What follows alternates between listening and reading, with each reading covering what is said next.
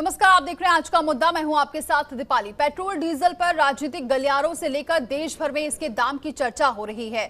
आम से लेकर खास हर कोई पेट्रोल और डीजल की बढ़ती कीमतों को लेकर परेशान है, लेकिन इनमें गिरावट बिल्कुल नहीं हो रही है।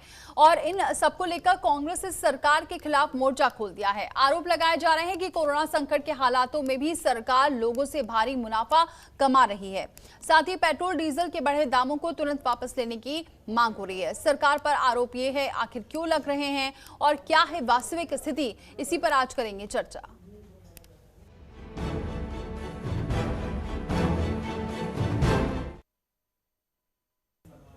तो डीजल पेट्रोल की कीमतों में बढ़ोतरी जारी है। लगातार 21वें दिन डीजल की कीमतों में बढ़ोतरी हुई है। कल रविवार को कीमत स्थिर हो रही थी, लेकिन आज फिर दोनों ही ईंधनों की कीमतों में बढ़ोतरी हुई है। आज डीजल 13 पैसे और पेट्रोल 5 पैसे महंगा हुआ। बहरहाल कांग्रेस आज देश भर में पेट्रोल और डीजल को लेकर लगातार हमलावर रही और हर जगह प्रदर्शन करते हुए नजर आई।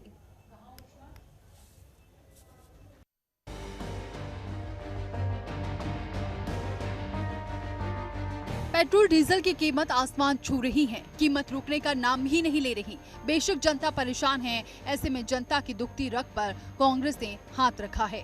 आज पार्टी ने देशव्यापी आंदोलन का फैसला लिया। अमूमन सारे राज्यों में पार्टी के कार्यकर्ता सड़कों पर उतरे। पेट्रोल डीजल की बढ़ती कीमत पर लगाम लगाने की मांग कर रहे थे। 30% टैक्स है पेट्रोल और डीजल पर, इसको समाप्त कीजिए। उत्तर प्रदेश की सरकार, केंद्र सरकार को ये प्रस्ताव भेजे कि ये दाम कम करें। केंद्र सरकार ने पेट्रोल डीजल की जो कीमतें हैं उनको इतना ज़्यादा बढ़ा दिया कि वो 25-50 पैसे नहीं 25 रुपए बढ़ा दिए। इस टाइम लोगों के पास खाने के लिए बिजनेस नहीं है, बच्चों की फीस देने के लिए पैसे नहीं है, और उस दौरान डीजल और पेट्रोल का बढ़ना अपने आप में एक बहुत बड़ी शर्म की बात है। कार्यकर्ताओं की हौसला अफजाई के लिए सोनिया गांधी ने भी एक वीडियो संदेश दिया। पेट्रोल और डीजल दोनों की कीमतें 80 रुपए प्रति लीटर को पार कर गई है। 25 मार्च के लॉकडाउन के बाद मोदी सरकार ने पिछले 3 महीनों में 22 बार लगातार पेट्रोल डीजल की कीमतें बढ़ाई। कांग्रेस के इस आक्रामक रुख से सत्ताधारी भारतीय जनता पार्टी परेशान दिख रही है। बहरहाल सरकार ने इस बेलगाम कीमत का ठीकरा कोरोना के सर फोड़ दिया है। कच्चे तेल की दाम नीचे जाके फिर थोड़ा ऊपर आने लगा है। विश्व भर में एक अस्वाभाविक परिस्थिति बनी हुई है। अप्रैल और मई महीने में तो भारत में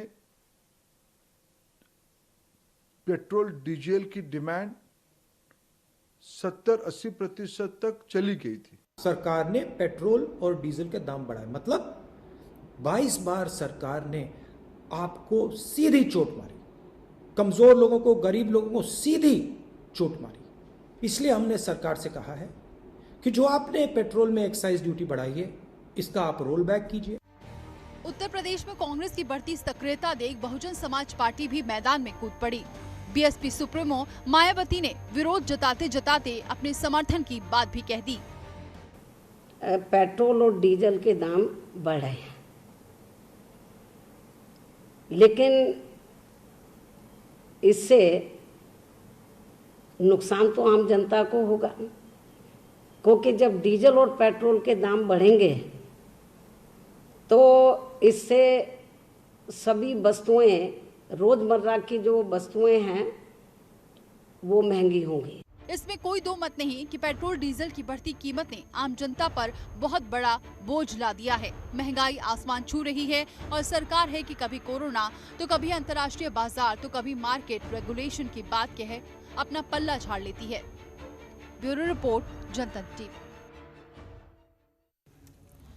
तो आज हम बात करेंगे पेट्रोल और डीजल की कीमत की जो बेतहाशा भाग रही है, बेलगाम है। आज के मुद्दे में हमारा सवाल ये है, सवाल नंबर पहला, कब काबू में आएंगे तेल के दाम? इसके अलावा सवाल नंबर दूसरा, यहां पर तेल की कीमत पर कोरोना का वार,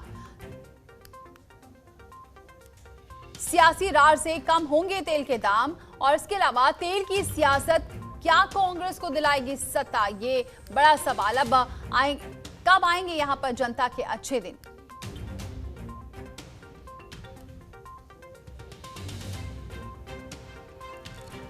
तो आज का सवाल ये है कि कब काबू में आएंगे तेल के दाम, कब आएंगे जनता के अच्छे दिन? क्या कांग्रेस इससे सियासत दिला सकती है? तेल की कीमत पर यहाँ पर कोरोना का वार है। और इसके अलावा सवाल ये भी है कि सियासी रार से क्या कम होने वाले हैं तेल के दाम? तो तेल की सियासत कांग्रेस को दिलाएगी सत्ता, क्योंकि लगातार कांग्रेस इसका विरोध कर रही है और आज देशव्यापी प्रदर्शन किया गया। कांग्रेस सड़कों पर उतरी, यहां तक कि एसपी भी यहां पर सड़कों पर उतरी, मायावती भी सामने आई और यहां पर उन्होंने भी अपनी बात कही कि यहां पर पेट्रोल की कीमतें, डीजल की कीमत को यहां पर नियंत्रित करना चाहिए। हमारे साथ मेहमान जुड़ेंगे, लेकिन फिलहाल हमारे साथ एक मेहमान जुड़ चुके हैं, अभिषेक मिश्रा, नेता एसपी के हैं। बहुत स्वागत है अभिषेक जी हमारे साथ जुड़ने के लिए। अभिषेक जी, जिस तरीके से जो समाजवादी पार्टी के जो कार्यकर्ता हैं वो भी सड़कों पर उतर रहे हैं, क्या लग रहा है इन सड़कों पर उतरकर ये विरोध जताकर क्या मौजूदा स्थिति जो है तेल की वो कम हो पाएगी? दीपाली जी, आज तेल पे अभी आपने जो पहला सवाल उठाया वो बहुत महत्वपूर्ण सवाल है और हमको ये समझने की जरूरत है कि स्थिति इस वजह से है क्योंकि सरकार लगातार टैक्सेशन बढ़ा रही है। तो एक्चुअली तेल का दाम नहीं बढ़ रहा है। अगर आप 1 ईयर मूविंग एवरेज देखेंगे तो तेल का बैंड ने ऑलमोस्ट $50 का बैंड नहीं पार किया है इस एक साल के 52 वीक के मूविंग एवरेज में। अगर आप इवन पिछले 5 साल का एवरेज देखेंगे तो तेल बहुत स्टेबल बैंड में ट्रेड करता रहा है। इनफैक्ट 21 अप्रैल 2020 को one of the lowest level पे तेल गया जब नाइमेक्स में फ्यूचर्स नेगेटिव पहुंच गए थे और $20-21 पे ट्रेड कर रहा था। आज जितना जो तेल की कीमत है आज की $38 के आसपास WTI क्रूड की, उस रेट पे लगभग 18 रुपए 10 पैसे का तेल पड़ रहा है हिंदुस्तान को जो खरीद रहा होगा आज। ये हम मान सकते हैं कि आज का खरीदा हुआ तेल नहीं बिक रहा होगा, कम से कम पिछले 50-60 दिनों का जो खरीदा हुआ प्रोडक्ट होगा वो बिक रहा होगा। तो अगर हम अप्रैल की बात कर रहे हैं तो अप्रैल में और भी कम था, जो आज 38 है वो 20, 22, 24, 26 था। तो सवाल ये है कि एक्चुअली सरकार अपना टैक्स जो लगा रही है, लगातार 12-14 बार सरकार उस पर टैक्स लगा चुकी है, ड्यूटी पे ड्यूटी बढ़ती जा रही है, VATs बढ़ रहे हैं अलग अलग स्टेट्स में, सेंट्रल गवर्नमेंट ने एक्साइज बढ़ाया, आपने देखा इन्होंने 2019 में बढ़ाया था, 2020 में 14 मार्च को बढ़ा, 5 मई को बढ़ा और उसके बाद फिर लगातार जो है 12 बार बढ़ चुका रहा है। हाँ। तो सरकार जब तक इसको कंट्रोल नहीं करेगी तब तक उसका क्रूड का फायदा नहीं मिलेगा। तो ये जो 12 बार लगातार इंक्रीज थी एक्साइज की और पिछले 22 दिन से जो लगातार इंक्रीज हुई है, रिकॉर्ड है दुनिया के किसी देश में। आप अगर हमारे 100 देशों का एवरेज उठाएंगे तो लगभग 100 देश है जिसमें अमेरिका है, जापान है, इंग्लैंड है, फ्रांस है, कनाडा है, जहां तेल आज हमसे आपसे सस्ता है। वो भी कोरोना में है, उनको भी सेम सिचुएशन है। तो अगर कोई कोरोना का बहाना बना रहा है तो वो गलत है, झूठ है, इकोनॉमिक मिसमैनेजमेंट है, फाइनेंशियल मिसमैनेजमेंट है। इस वजह से दीपाली जी इस स्थिति पे तेल है। तो ये सरकार की चाहत की बात है, सरकार की नीति और नियत की बात है, उनकी मजबूरी की नहीं है। लेकिन ये बार बार विपक्ष तो सवाल उठा रहा है, लेकिन ये भी है कि सरकार बार बार ये कह रही है कि पहले की स्थिति से और आपकी स्थिति में आप क्यों कंपेयर कर रहे हैं।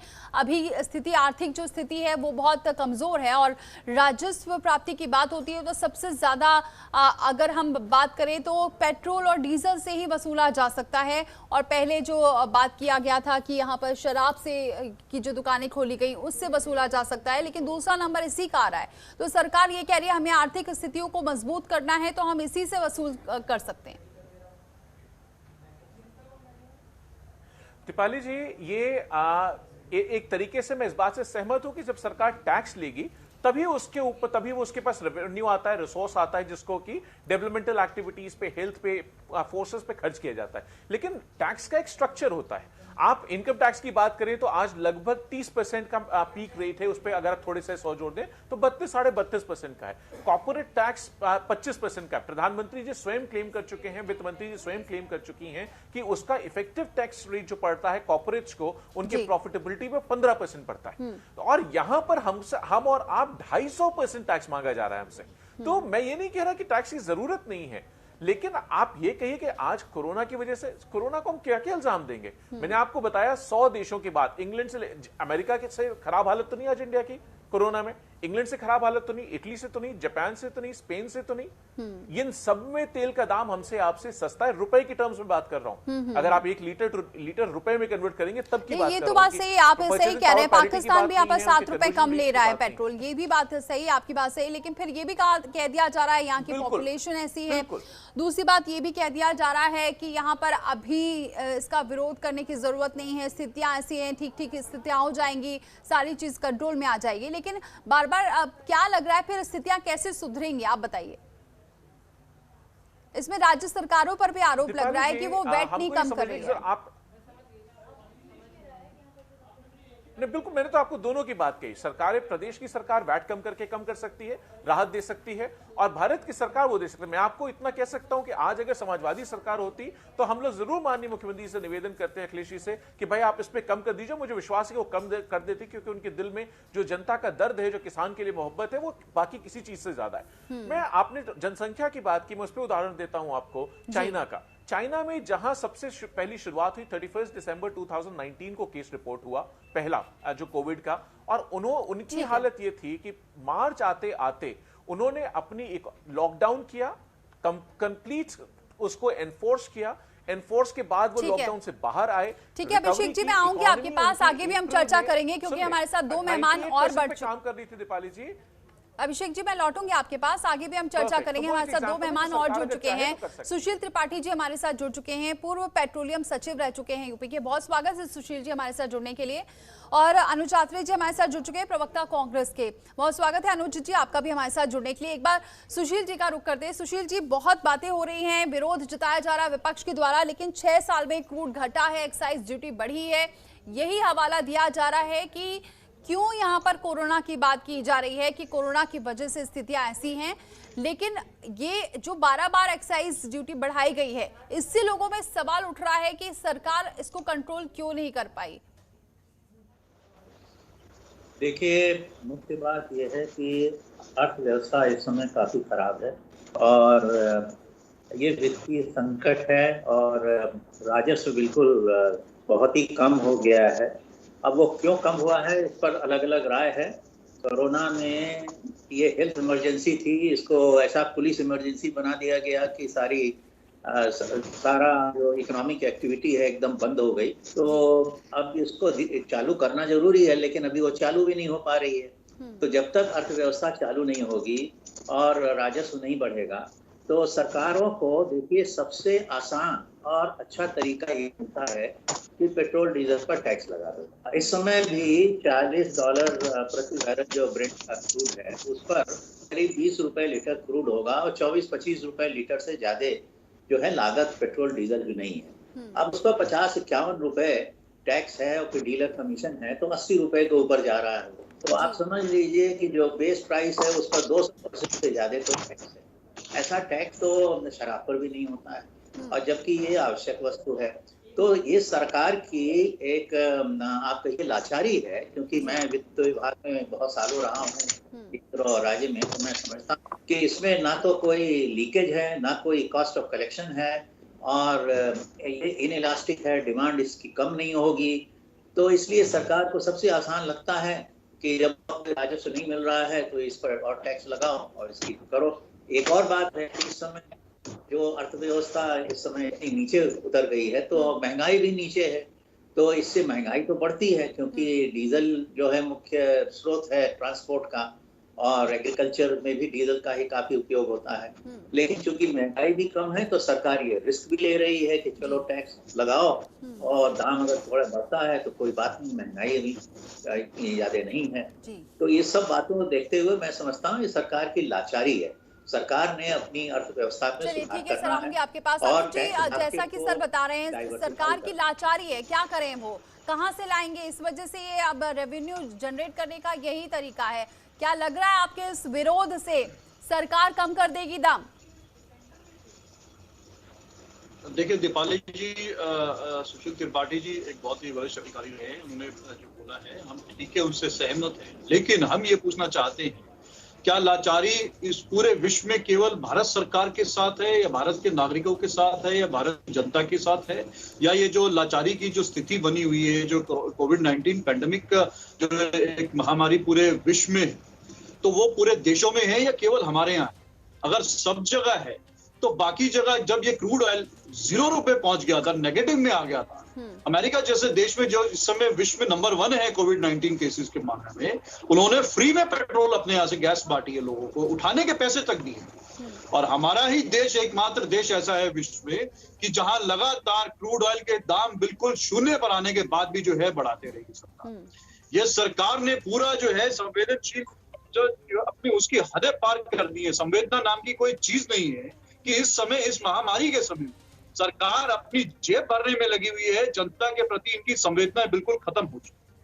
आज 23 दिन से लगातार पेट्रोल डीजल के दामों में वृद्धि करके ये सरकार जनता को अपना जो है हितैषी बनाने की कोशिश करते हैं। लेकिन 3 महीनों में स्थितियां देखिए सरकार की, जो सरकार बार बार कह रही है कि यहाँ पर स्थितियां कमजोर हैं, जीडीपी ग्रोथ हमें सबको पता है, हालात ऐसे हैं, बाकी देशों के छोड़िए, लेकिन अगर भारत में हालात ऐसे हैं तो सरकार क्या करेगी? सरकार के पास क्या ऑप्शन है, आप बताइए। लेकिन और सर एक मिनट, ये भी बात मैं आपके साथ जोड़ूंगी कि कई लोग ये भी कह रहे हैं सरकार की तरफ से कि जहां आपकी सरकार है वहां आप वेट कम कर दीजिए, वहां की जनता को राहत दे दीजिए।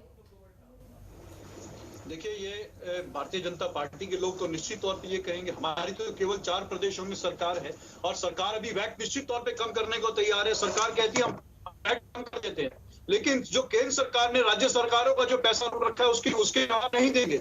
जो जीएसटी का शेयर उनको राज्य सरकारों को मिलना चाहिए, केंद्र सरकार क्यों नहीं दे रही थी? हमारी जो प्रदेश की सरकारें कहती हैं हम कम कर देंगे। अगर केवल जो केंद्र सरकार ने हमारा जीएसटी का जो शेयर रखा है, अगर वो भी दे दे जीएसटी का शेयर हमारे राज्य सरकारों को, तो कांग्रेस की सरकारें देश में ऐसी सरकार पहली सरकार होगी जो अपना दाम अपने वैट बिल्कुल कम कर देंगे। लेकिन केवल और केवल जो पैमाना है, जनता से अपेक्षा पूरा करने का पैमाना है, वो कांग्रेस पार्टी से पूछा जाएगा। अगर जनता कहीं खून चूसने की बात है और उसके बाद भी जो है हत्या दिखाने का जो अगर कोई मौका होगा तो वो भारतीय जनता पार्टी की चाल है। तो में जो है 11 बार इन्होंने जो है लगातार इन्होंने दाम बढ़ाए हैं, बीते 23 दिनों से लगातार दाम बढ़ा रहे हैं, उसकी कोई जवाब नहीं है। आखिर क्या कारण है कि जो ये बढ़ा रही है? आज पूरे विश्व भर में सबसे ज्यादा टैक्स के दाम अगर पेट्रोल डीजल पर है तो वो हमारे देश में क्यों है? आप पाकिस्तान की दुहाई देते हैं, पाकिस्तान को कंगाल देश बताते हैं, उसकी अर्थव्यवस्था का हवाला देकर के यहाँ दिन भर हमारे चैनलों पे ये भारतीय जनता पार्टी के लोग गुणगान करते हैं कि देखिए पाकिस्तान बर्बाद हो गया और हम कितने आबाद हो गए। अरे पाकिस्तान से सीख ले लीजिए, वो कंगाल जैसा देश जो हमारे सामने कुछ नहीं है, उसने भी अपने इसको महामारी के समय में तेल के दाम घटा दिए, बढ़ाए नहीं है। लेकिन हम लोग जो इतने अपने आप को धन्ना जो सेठ समझते हैं पाकिस्तान के सामने, अपने आप को मजबूत अर्थव्यवस्था बिल्कुल, इस पर सवाल लगातार सरकार से किए जा रहे हैं। लौटेंगे अनुज जी आपके पास। अभिषेक जी, यहाँ पर ये भी बात आ रही है सामने से कि 31% रेवेन्यू कम हुआ है केंद्र सरकार का, 35% रेवेन्यू कम हुआ है राज्य सरकार का। अब ऐसे में जब रेवेन्यू इतना कम हो गया है तो दूसरा ऑप्शन क्या है? कहां से यहाँ पर टैक्स कम किया जाए? और दूसरी बात यह है कि कुछ भी होता है, कहीं भी स्थिति खराब होती है, सीधे तौर पर जो महंगाई की मार है वो आम जनता ही भुगतती है, भले ही उसको दूसरी तरफ से राहत देने की कोशिश की जाए।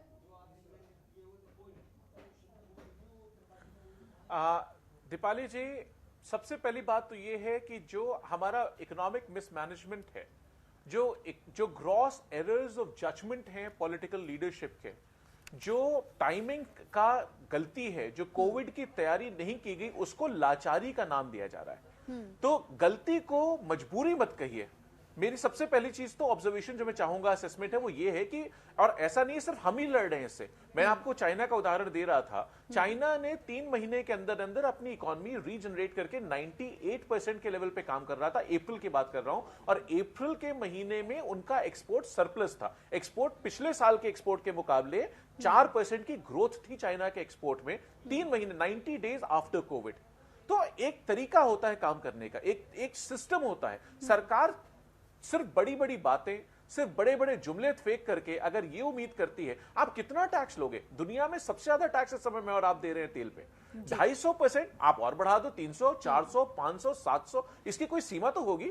कहीं तो लड़ाई रुकनी चाहिए। या सिर्फ ये कह देना कि इससे हम जीतेंगे यही काफी है? अरे हम कैसे जीतेंगे? आप इसका सबसे बड़ा नुकसान क्या है दीपाली जी, कि जो हमारा फाइनेंशियल स्टिमुलस की जरूरत थी, ये उसका ऑपोजिट काम कर रहा है। ये हमारी डिमांड को सप्रेस करेगा, ये लोगों की परचेजिंग पावर को सप्रेस करेगा। ये लोग जो घर से निकल के कंजम्पशन करते, अगर निकलते तो और भी चीजें कंज्यूम करते। आदमी घर से निकलेगा तो सिर्फ तेल नहीं जलाएगा, कहीं जाएगा, कुछ खाएगा, कुछ पिएगा, इसको बेहतर तरीके से समझेंगे सुशील जी से।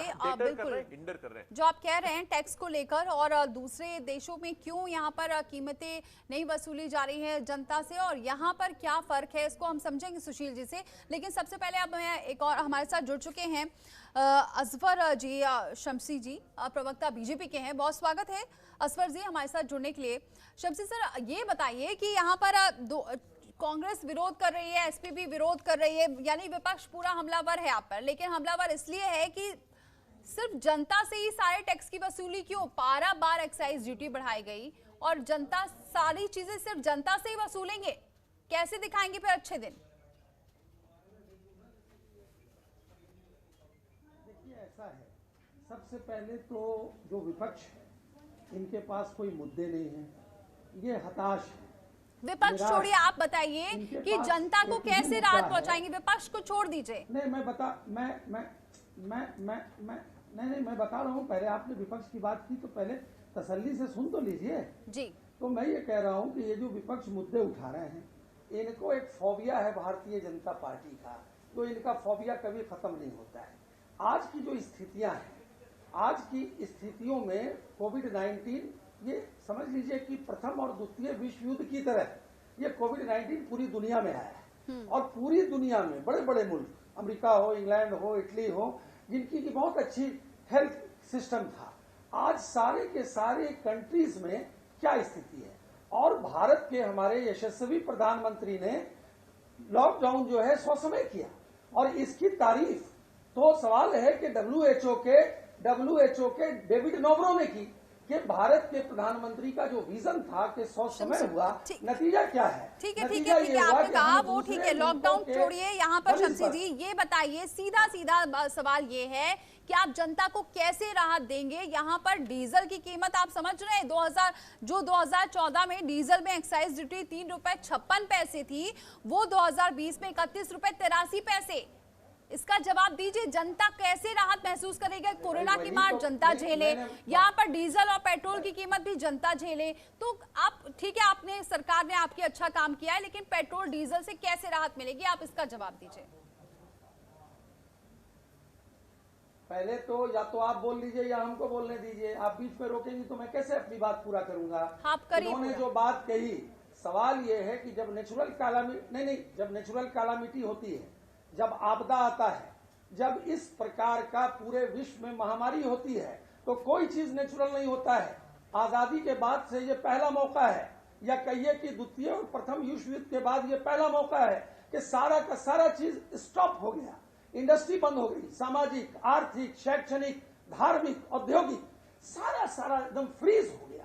तो सवाल ये पैदा होता है कि जब ये सारा सिस्टम फ्रीज हो गया, और उसको देखते हुए जब सोशल सिक्योरिटी के ओर हमारे यशस्वी प्रधानमंत्री ने किया और 20 लाख करोड़ का पैकेज दिया उसी सोशल सिक्योरिटी में, कि ताकि हमारे मजदूर को, हमारे गरीब को, हमारे प्रवासी मजदूर को, हमारे उद्योगों को राहत मिले, और इसलिए फिर वो सब चीज चैनलाइज हुआ।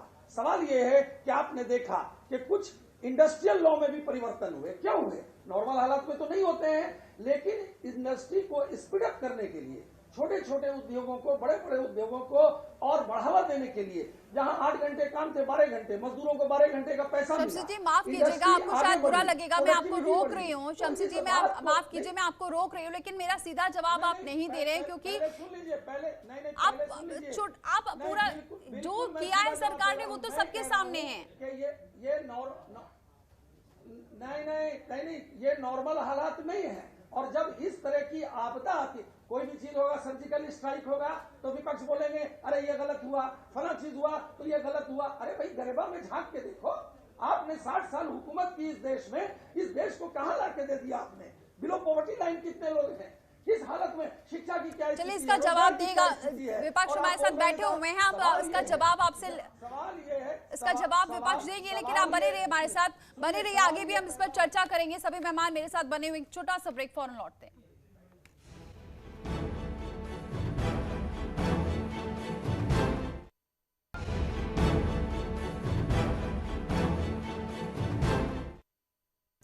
सभी मेहमान मेरे साथ बने हुए एक बार आपको लेकर चलते हैं आज से 6 साल पहले, यानी जब मनमोहन सिंह की सरकार थी। 2014 के पहले मौजूदा सरकार के नेता मंत्री विपक्ष में हुआ करते थे और 4 अलग अलग तस्वीरें आपको जरा दिखाते हैं, क्योंकि इसको लेकर बहुत विरोध हुआ है पहले भी।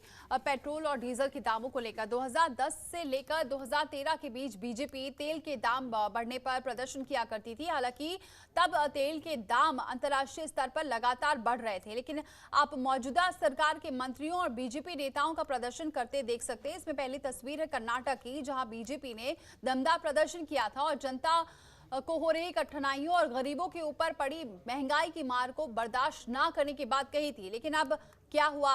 दूसरी तस्वीर आप देख रहे हैं दिल्ली की, जहां पर बीजेपी के बड़े नेता वीके मल्होत्रा की अगुवाई में 300 से ज्यादा कार्यकर्ताओं के साथ सड़क पर जमकर प्रदर्शन किया गया था। लेकिन अब जब उनकी सरकार है तो रोजाना तेल के दाम बढ़ रहे हैं और सरकार चुप्पी साधे है। तीसरी तस्वीर यूपीए सरकार के खिलाफ बीजेपी नेता एक्शन में नजर आ रही है।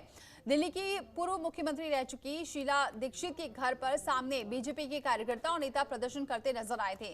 पेट्रोल की बढ़ती कीमतों से जनता हो रही थी परेशान और इनकी आत्मा तब इतनी आहत थी कि ये इस कदर प्रदर्शन कर रहे थे। लेकिन अब क्या हुआ? अब जनता की फिक्र कहां गई? वहीं 2014 की भी तस्वीर देख रहे हैं, जब बीजेपी के कई बड़े नेता बाइक और झंडे के साथ तत्कालीन सरकार का विरोध करने में जुटे थे।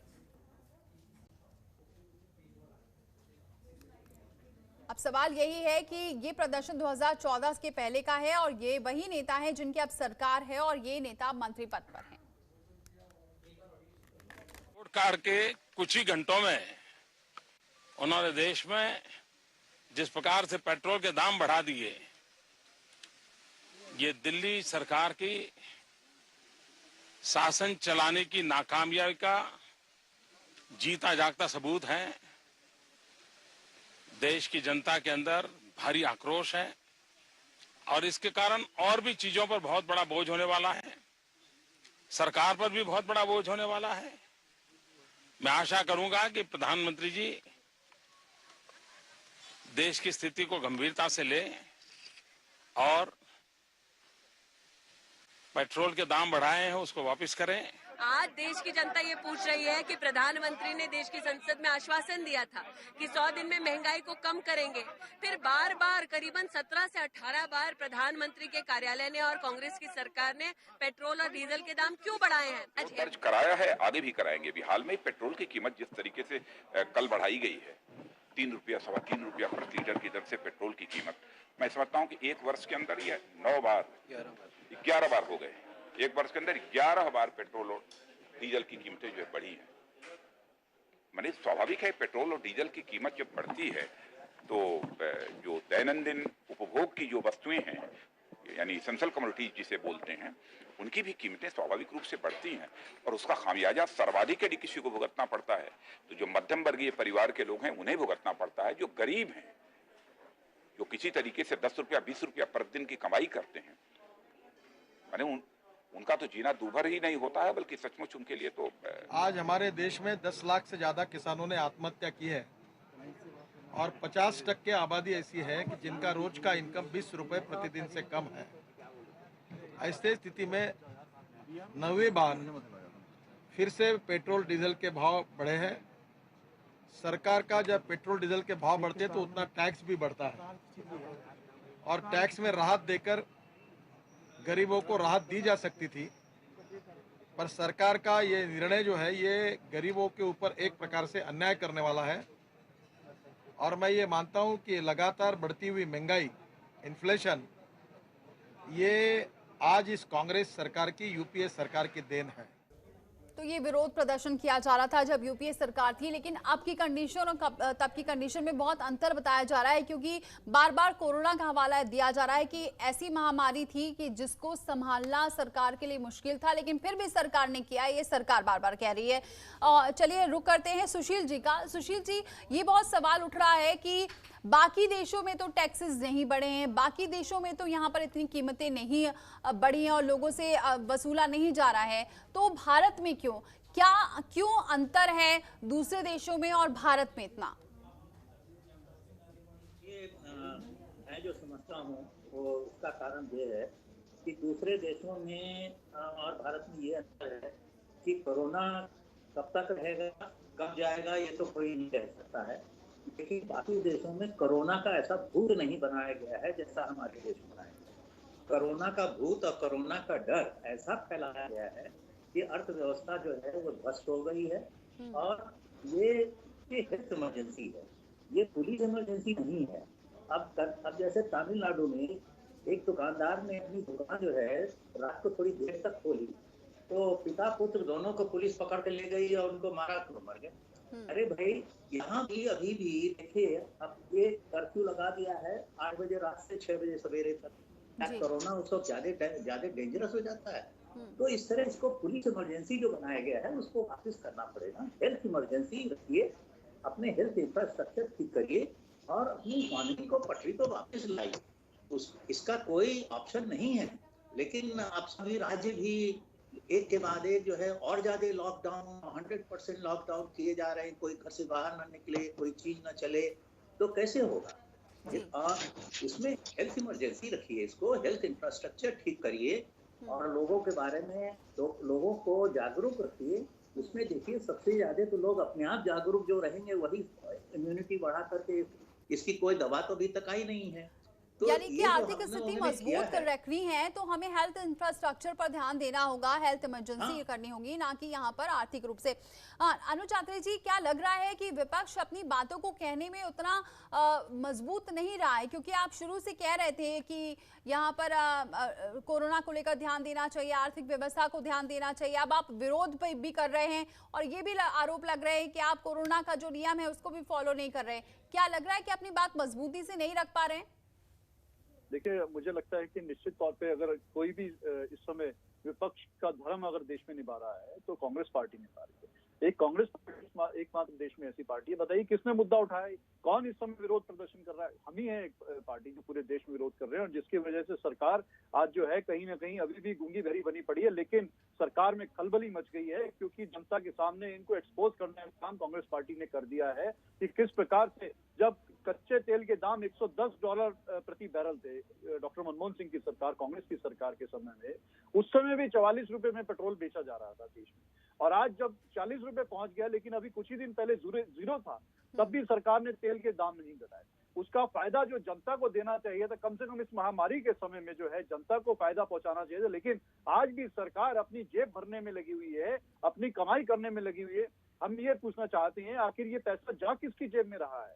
आज ये कौन से उद्योगपतियों को फायदा पहुंचाया जा रहा है? क्योंकि जनता तक इसका फायदा नहीं पहुंचाया जा रहा। आपसे ये नहीं कह रहे कि सरकार से ये उम्मीद कोई नहीं कर रहा है कि आप जनता को सीधा लाभ पहुंचाइए, लेकिन जिस दाम में आपको अगर कच्चा तेल मिल रहा है तो वो फायदा जनता को क्यों नहीं मिल रहा है? इस महामारी के समय जब पता है कि जनता पैसे को त्रस्त है, त्राही हुई पड़ी है, 2 महीने से पूरे जो है जनता लॉकडाउन में रही है, और उसके बाद अगर कारोबार खुले भी हैं तो लोगों के पास व्यवसाय नहीं है, नौकरी नहीं है, कारोबार नहीं है, तो सरकार इस माहौल में, इस महामारी के समय में जब जनता पूरी तरह से त्रस्त है, ऐसे में जो तेल और पेट्रोल के, डीजल के दाम बढ़ा करके 80 रुपए पर लीटर बेच रही है, रिकॉर्ड हाई पे बेचे, इस समय तो इनको जनता के जख्मों पर मरहम लगानी चाहिए, जनता को जो है लाभ पहुंचाना चाहिए था, जब कि भाई आप देख कुछ नहीं कर पा रहे हैं। किस प्रकार से 20 लाख करोड़ रुपए का जो पैकेज देने का दिखावा किया है सरकार ने, आज तक कुछ नहीं दिया है। अगर वही 20 लाख करोड़ रुपए का जो पैकेज इनका जनता के पास सीधा डायरेक्ट बेनिफिट पहुंच गया होता, तो आज जनता ले लेते 80 रुपए पेट्रोल भी और 80 रुपए डीजल भी भर के दे देते। लेकिन क्या हमारा किसान भाई आज जो डीजल से अपना ट्रैक्टर की खेती चला करके खेती करता है, क्या वो अफोर्ड कर सकता है? क्या उसके बस की है?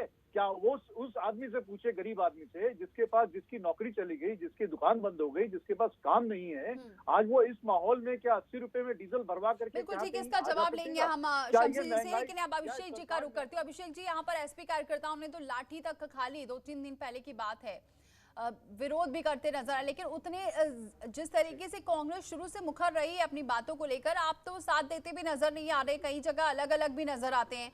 दूसरी बात, क्या लगता है कि अब जिनकी सरकारें जहां पर भी हैं, राज्य सरकारों को भी अब जीएसटी पर या फिर साथ मिलकर काम करने की जरूरत है कि वैट कम करें, या फिर जीएसटी लग जाना चाहिए, तभी जाकर जनता को राहत मिलेगी?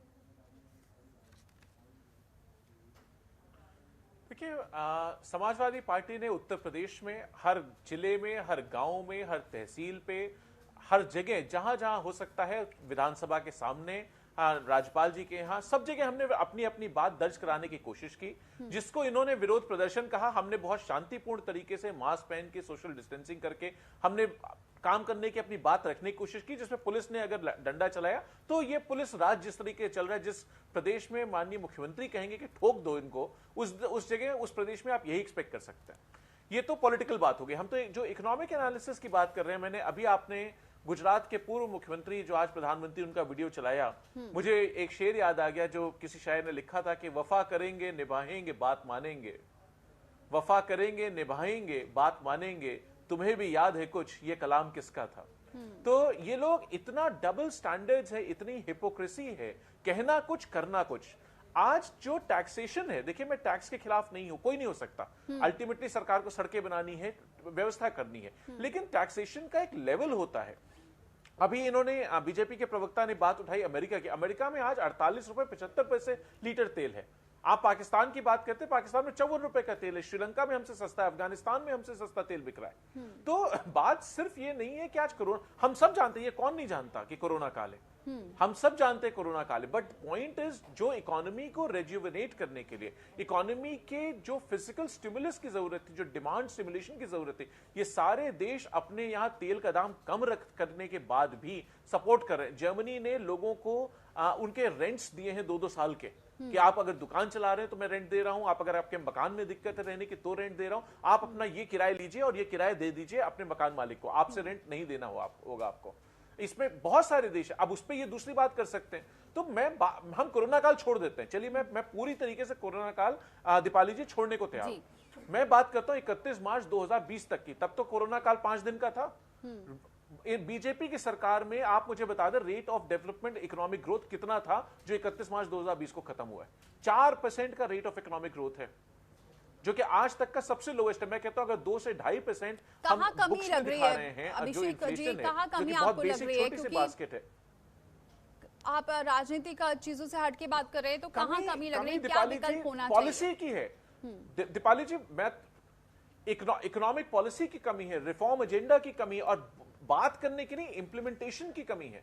इन्हें कहना बहुत कुछ आता है, करना नहीं आता, ये कर नहीं पा रहे हैं। इनको कौन रोक रहा है, किसके लिए कर रहे हैं, इसका मुझको इल्म नहीं है, मुझको इसका ज्ञान नहीं है, to be honest with you. लेकिन किसकी मदद करना चाहते हैं ये, और पूरे देश को भूखा रख करके, पूरे देश को परेशान करके, उसका जवाब यही लोग दे सकते हैं। ठीक है शमसी जी, गलत हो रहा है कहीं भी। आप उत्तर प्रदेश के इकोनॉमिक ग्रोथ देखिए, अभी आपने देखा होगा 1.25 करोड़ लोगों को नौकरी देने की बात की गई, किसको तनख्वाह मिली? और उसके बाद आज महाराष्ट्र ने क्या कहा है वो आपने देखा कि क्यों उत्तर प्रदेश हमारे पास लोग वापस भेज रहा है। 1.25 करोड़ लोगों को अगर आपने नौकरी दी, कौन सा फंड है, कौन सा बजट है, कौन सा रिसोर्स है, कोई किस प्रायोरिटी में, किस तहत में? आपने कहा एमएसएमई में, एमएसएमई के पूरे एक्ट में हमने 5 साल जवाब ले लेते हैं। एक भी नौकरी देने का प्रोविजन नहीं है। शमसी जी जवाब दीजिए कि करते कुछ हैं, कहते कुछ हैं, करते कुछ हैं, कैसे अब ये सारी चीजों से कैसे विश्वास दिलाएंगे आप जनता को?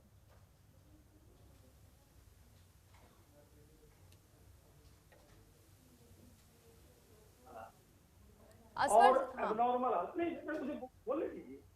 तो जिस वक्त नॉर्मल हालात, उस वक्त जो चीजें थी वो ये एबनॉर्मल कर रहे थे, और वो एबनॉर्मल कर रहे थे। तो नेचुरल है कि नॉर्मल हालात में आप और पीछे चले जाइए, तो और पीछे की सरकारों में देखेंगे और भी दाम कम रहे होंगे। सवाल ये पैदा होता है कि नॉर्मल हालात में इनके यहाँ पेट्रोल डीजल के दाम बहुत ज्यादा बढ़े और भ्रष्टाचार का इन्होंने सरकारीकरण। एबनॉर्मल हालात तो कभी कभी होते हैं, विश्व युद्ध, प्रथम विश्व युद्ध, द्वितीय विश्व युद्ध, कोरोना, तो इसको आप नजरअंदाज नहीं कर सकते। ऐसा नहीं है शमसी जी के 3 महीने में बढ़े, इससे पहले भी पेट्रोल और डीजल के दाम में बढ़ोतरी हो रही थी। पहली बार अगर डीजल के दाम पेट्रोल से बढ़ रहे हैं राजधानी दिल्ली में, ये छोटी मोटी बात नहीं है, क्योंकि आप लोग सीधे बोलते हैं, आप गरीबों की बात करते हैं, तो यहाँ पे जनता तो पिस रही है ना। आप क्यों पिछली सरकारों पर जाए, मौजूदा सरकार की बात नहीं कर रहा हूँ, मैं बोल रहा हूँ कि नॉर्मल हालात और एबनॉर्मल हालात, नॉर्मल हालात को आप एबनॉर्मल से नहीं मिला सकते हैं। क्या कोई सोच सकता था कि मंदिर बंद हो जाएंगे, मस्जिदों में लोग नहीं जाएंगे, गुरुद्वारों में नहीं जाएंगे, इंडस्ट्री लॉकआउट हो जाएगी, लोगों का निकलना मुश्किल हो जाएगा? कोई सोच सकता था? ठीक है, मैंने माना। एक जवाब दीजिए शमसी जी, एक सेकंड एक जवाब दीजिए।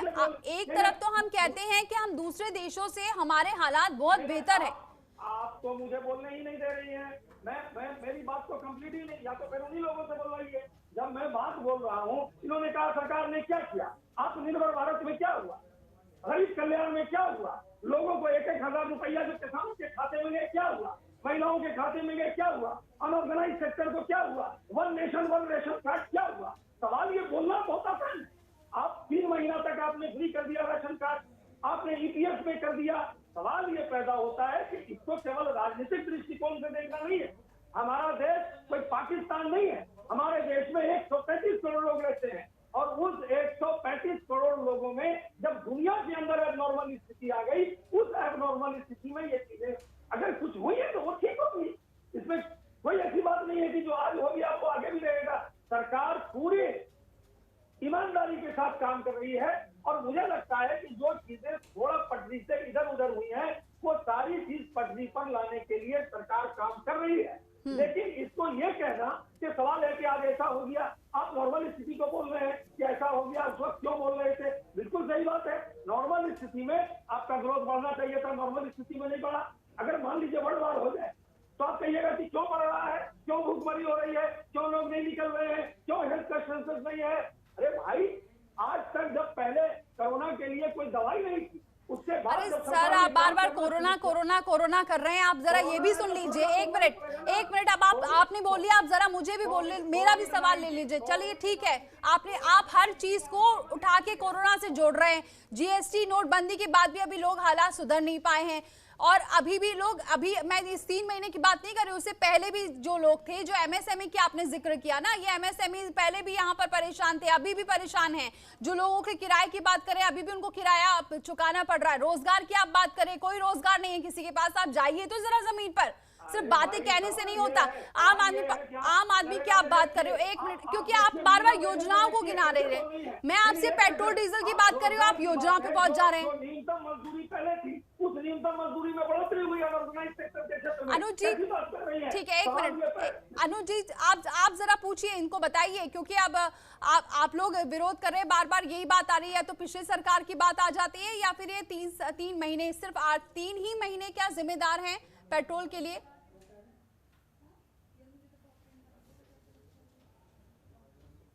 ये लगातार 2014 से हो रहा है। 6 वर्षों में 18 लाख करोड़ रुपए जो है पेट्रोल और डीजल से में लगातार एक्साइज की कीमतें बढ़ा करके इस सरकार ने आमदनी की है।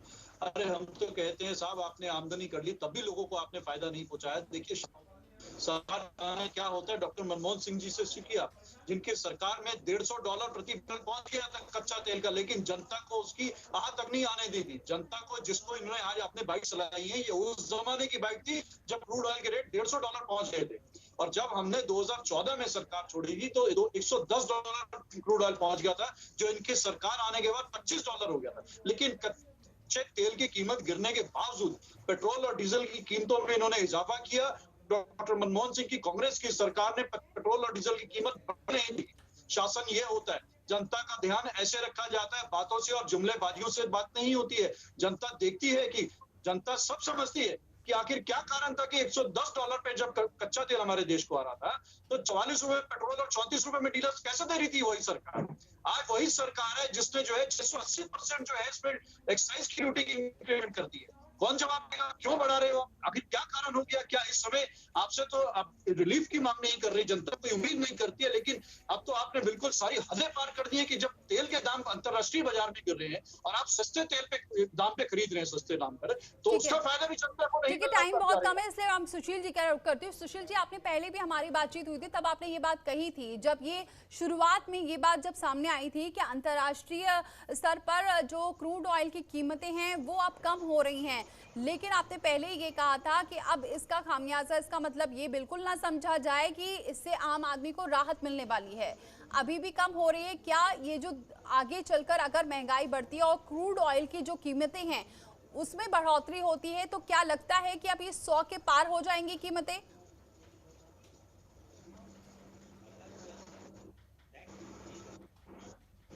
कीमत जो अभी $40 है, फिर $60, $70, $80 पहुंचेगी तो 100 के पार हो जाएगा। और अगर $110 पहुंचेगी तो 120 रुपए भी हो सकता है। तो ये तो क्रूड ऑयल की कीमत पे है, जिस पर हमारा कोई नियंत्रण नहीं है।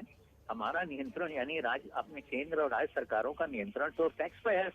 तो अगर टैक्स इतना रहा और क्रूड ऑयल की कीमतें बढ़ने लगी तो ये स्वाभाविक है कि दाम बढ़ते रहेंगे। और सर, जो जीडीपी अभी आप देख रहे हैं, इससे ये लग रहा है कि सरकार इस स्थिति में है कि आप टैक्स कम करें, चाहे राज्य हो या केंद्र।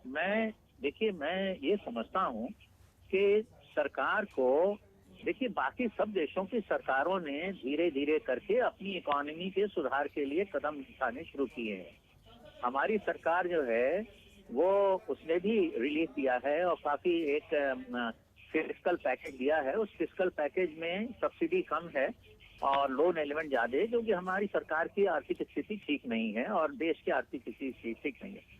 तो सरकार को अब धीमे धीमे अर्थव्यवस्था को पटरी पर लाने की कोशिश करनी चाहिए। वो कोशिश मुझे राज्यों में नहीं दिख रही है, राज्य सरकारों में नहीं बिल्कुल दिख रही है। केंद्र सरकार तो शायद धीरे धीरे अपना स्टैंड बदल रही है, लेकिन राज्य सरकारें अभी भी इसको पुलिस इमरजेंसी बना के वो कोई किसी को भी बाहर निकलने से रोक रही हैं। तो ऐसी व्यवस्था में ना तो इंडस्ट्री चल सकती है, ना बिजनेस चलेगा और फिर ना तो टैक्स मिलेगा और अपने देश की और सरकारों की हालत, वित्तीय हालत और खराब होती जाएगी। बिल्कुल। अभिषेक जी, क्या लगता है, क्योंकि आप भी सरकार में रह चुके हैं और ये चीजें आप भी बहुत बखूबी जानते होंगे कि राज्य सरकार के लिए कितना मुश्किल है कि क्योंकि वेट कम करना और फिर उसके बाद केंद्र बहुत, देखिए कोई इस साल तो मुझे नहीं लगता बिल्कुल कि कोई कम कर पाएगा, क्योंकि इतना वेट और इतना टैक्स लगाने के बाद भी वित्तीय स्थिति राज्य सरकारों की और केंद्र सरकार की काफी खराब है। लौटेंगे अब अभिषेक जी का मैं रुख कर लेती हूँ। अभिषेक जी, मेरा सवाल आपसे ही था कि आपकी सरकार, आप भी सरकार में रह चुके हैं, क्या इतना आसान है? क्योंकि विरोध जताना तो बहुत आसान है, लेकिन सिचुएशन के हिसाब से उसको हैंडल करना इतना इजी नहीं है।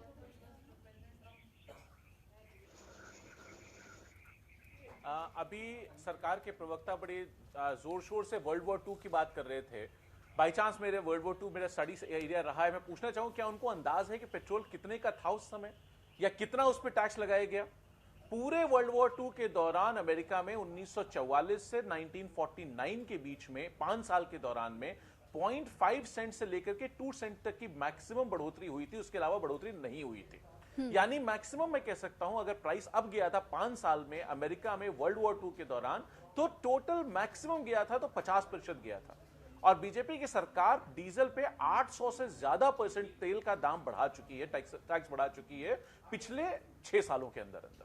तो देखिए, मैंने शुरुआत में यही से की थी, जो अभी त्रिपाठी साहब भी कह रहे थे कि fiscal management, economic management, policy management, reform generation, investment attractment, इन सब पे काम करना पड़ेगा, तब स्थितियां ठीक होंगी। मैं भी बिल्कुल इस बात को जोर से कहना चाहूंगा कि सरकार बिल्कुल स्थिति में नहीं है। जब सिचुएशंस ठीक थी तब तो इनसे इकोनॉमी चल नहीं रही थी। लगातार इकोनॉमी डिक्लाइन कर रही है, लगातार इकोनॉमी ग्रोथ कम हो रहा है, जीडीपी कम हो रहा है हमारा।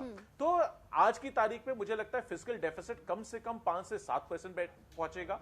रेवेन्यू डेफिसिट ये कंट्रोल नहीं कर पा रहे हैं, और फिस्कल डेफिसिट अगर प्रदेशों का और भारत सरकार का मिला के देखेंगे तो मुझे लगता है कम से कम 15% ऑफ जीडीपी पार करेगा। 15% का मतलब हो गया लगभग कम से कम 30 लाख करोड़ रुपए की बात कर रहे हैं। ऑफ बैलेंस शीट जो एडजस्टमेंट करती है भारत सरकार अपने बजट से पहले, वो एक अलग चीज हो गई। तो इसको ठीक करने के लिए हमें अभी फॉर द टाइम बीइंग एक ही तरीका है कि हमें एट द मोमेंट डेट के माध्यम से हमको इन्वेस्टमेंट करना होगा, सरकार को कैपेसिटी में एक्सपेंशन करना पड़ेगा, जिस तरह जापान करता आया है 1982-84 के बाद से एस्टैब्लिश्ड मॉडल है, दुनिया भर का मॉडल है। आप इसको देखेंगे तो उसी बहाने इन्वेस्टमेंट करके उन्होंने अपनी इकोनॉमी रीजनरेट कर रखी है। आज की मेरे पास टाइम बहुत कम है, इसलिए मेरा आखिरी कमेंट जल्दी से शमसी जी से ले लेती हूँ। बिल्कुल अभिषेक जी, मेरे पास टाइम कम है, इसलिए मैं आखिरी कमेंट ले लेती हूँ शमसी जी से। शमसी जी, आगे क्या रणनीति है? आगे क्या रणनीति है शमसी जी? कैसे ये रेट्स क्या माने आपकी तरफ से, क्योंकि आप इतनी बात बता रहे थे कि राहत मिलेगी जनता को या फिर 100 के पार ही जाएगा? सीधी बात है कि जब कोई नॉर्मल स्थिति होती है तो नॉर्मल स्थिति आने में कुछ समय लगता है, और पूरी तरह से सरकार जो है वो संवेदनशील, और सरकार ये पूरी कोशिश कर रही है कि जो इस महामारी में नुकसान हुए हैं उसकी भरपाई, ये केवल बोलने से नहीं होगा, ये केवल बोलने से नहीं होगा कि फला जगह फला हुआ। जरा दोनों कंट्री का स्थिति देख लीजिए। आज जो स्थिति हिंदुस्तान की है, क्या वो दूसरे देश की है? हमारे यहाँ किस प्रकार से कांग्रेस ने गर्त में मिला दिया। आजादी के बाद भ्रष्टाचार का सरकारीकरण कांग्रेस ने किया। कांग्रेस को गरिमा में झांक करके देखना चाहिए कि भाई हम शुक्र करें किसका शाकी हो तो किससे हो, रहबर ने भी लूटा है, रहजन ने भी लूटा है। तो सवाल ये पैदा होता है कि कांग्रेस को जो लोग बोल रहे हैं उनको देखना चाहिए कि शीशे की अदालत है, पत्थर की गवाही है, कातिल ही मुहाफिज है, कातिल ही सिपाही है। यही कांग्रेस का किरदार रहा है, यही कांग्रेस का कल्चर रहा है। मुझे पूरा उम्मीद है कि आने वाले दिनों में हमारे यशस्वी प्रधानमंत्री और देश की भारतीय जनता पार्टी की सरकार इन सारी चीजों पर नियंत्रण करेगी और सब कुछ स्टेबल होगा। इस पर यकीन रखना चाहिए, क्योंकि देश की जनता ने पूरे देश से कांग्रेस मुक्त कर दिया है। ऐसे नहीं किया है इनके बोलने से कि ऐसा हो रहा है। अरे चलिए, कांग्रेस मुक्त हुआ या ना हुआ, लेकिन जनता को राहत देने की अगर आप बात कह रहे हैं तो इसी उम्मीद के साथ हम देखते हैं कि कब यहाँ जनता को राहत मिलती है। बहुत शुक्रिया आप सभी मेहमानों का हमारे साथ जुड़ने के लिए, इस चर्चा में शामिल होने के लिए। तो बीजेपी तो ये कह रही है कि आगे आने वाले हालातों में जो स्थितियां हैं वो सही हो जाएंगी, लेकिन जो हालात नजर आ रहे हैं, क्योंकि बार बार यहाँ पर जो कोरोना का हवाला दिया जा रहा है और जब सवाल भी अगर देखा जाए तो पूछा जाता है तो बहुत आपको क्लियरली जवाब नहीं मिल रहा है। बार बार ये कहा जा रहा है कि स्थितियां जब नियंत्रण में आएंगी कोरोना से तब जाकर हालात भी सुधरेंगे। देखते हैं कब तक यहाँ पर आम जनता इस मार को झेलती रहती है। फिलहाल इतना ही, लेकिन खबरों का सिलसिला जारी है।